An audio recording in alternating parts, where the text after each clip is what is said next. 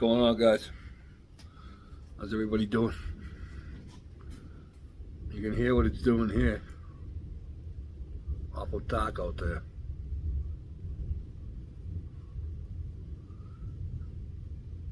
We just had one roll through that lasted for like a minute. Jesus.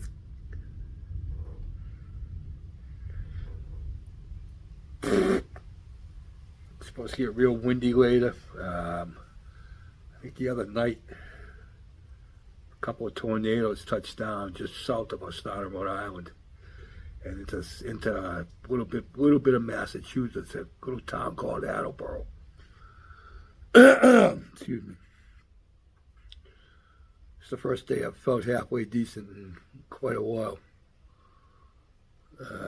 Just a bunch of my back, mostly my back and my feet. Finally got the meds into me. They're starting to work, so yeah, I'm on the upward slope. I finished the Savoia Marchetti.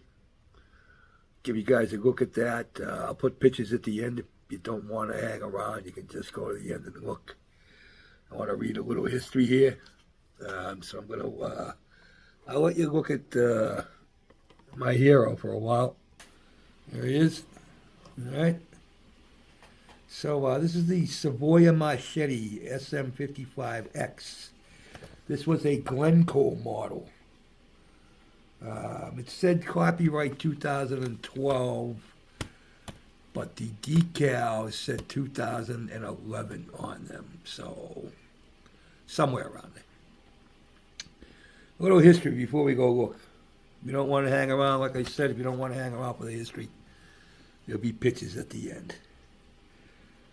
In the early days of air transportation, there were few airfields because of the cost, particularly in rural areas. The larger the aircraft, the longer and more expensive the airfield had to be. Therefore, it made sense to develop planes that could land on water. Oceans, bays, even rivers became airfields. In those early days, every nation with an aircraft industry began building large seaplanes and flying boats. Italy was no exception. One of the most impressive seaplanes from this era, excuse me, one of the most impressive seaplanes from this era was the Savoia Marchetti SM-55. Designed by Alessandro Marchetti in 1923, the SM-55 was meant as a torpedo bomber. 2 years later, he turned his attention to a civil version. By 1928, there were several variants which accommodated up to 6 passengers in each hull. A few even made their way to the United States, where at least one was built under license in New York. The last version of the SM-55 series was the SM-55X, with an experimental concave hull bottom, 3-bladed props, a smoother fairing, and several other design improvements. The SM-55 set 14 records for speed, altitude, load carrying, and distance. This aircraft family made some dramatic long-range journeys across the Soviet Union to Brazil. I'm going to stop here. Brazil still has one of these.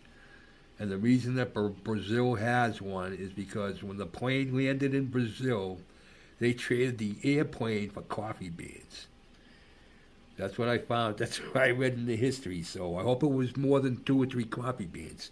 Unless they were magic coffee beans. So after Brazil entered Japan, and during 1933, they made their most famous voyage. A fleet of 25 SM-55Xs flew from Italy to America, covering the 6,100 miles in 47 hours and 52 minutes. There were 4 squadrons, each designated by a color, red, green, black, and white. We have done the green version as voted. Each aircraft was overall white with trimmings and flashes of their squadron color. The flight was commanded by a famous Italian aviator of the time, Italo Balbo.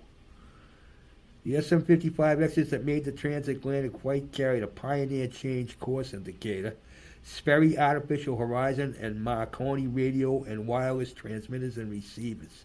This was extremely advanced technology for its time. The SM-55 was built entirely from spruce ash with a plywood covering. The cabins, propellers, engines, and hatch seals were made from aluminum. On the SM-55X, there were 8 watertight compartments in each wing. They were also powered by 2 500-horsepower Isotta Francini Asso water-cooled engines. Don't get mad at me, that's what it says.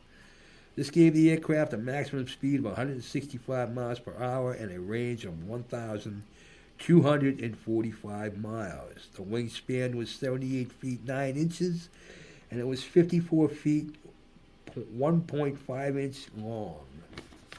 All right, that was a mouthful. Without further ado, let's go look. I think it'll come out pretty cool. Let me know what you think. Oh, man.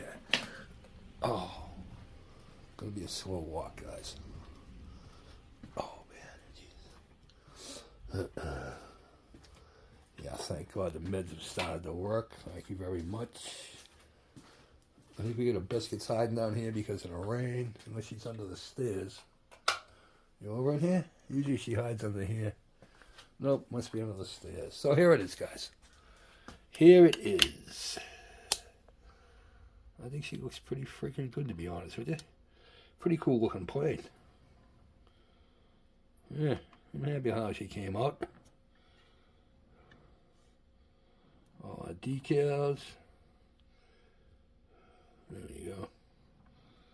There you go. Yeah. I had a problem with a couple of the decals, although you wouldn't know it. These big, long green ones on the wings, they split all up, but they broke in such a way that I could literally put them back together, and you cannot see where I put them back together. So that was pretty lucky on my part.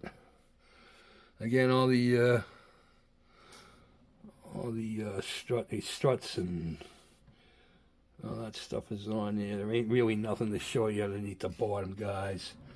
It's not glued to the stand because the stand, it's going to get hung up in the museum, so the stand's going to get tossed. I will not be using the stand, but yeah, there it is. Real happy with the, we got the almost the exact match to the decal, the green on the decals. So yeah, I'm real happy with how that came out. Let me know what you boys think. Next build is a buddy build. I will probably do a separate video on that. So, all right, guys, let me know what you think, please. Huh? Again, pictures at the end. If you hung out this long, I appreciate it. Take care of yourselves, please. Have a good week. Hopefully, me and Mrs. Mac can get out and look for a car tomorrow. Now that I'm feeling better. Jesus, it's been a horrible last couple of weeks, to be honest with you. But I feel much better now. So, here it is, boys. Let me know what you think, please. Take care of yourselves. We'll talk soon.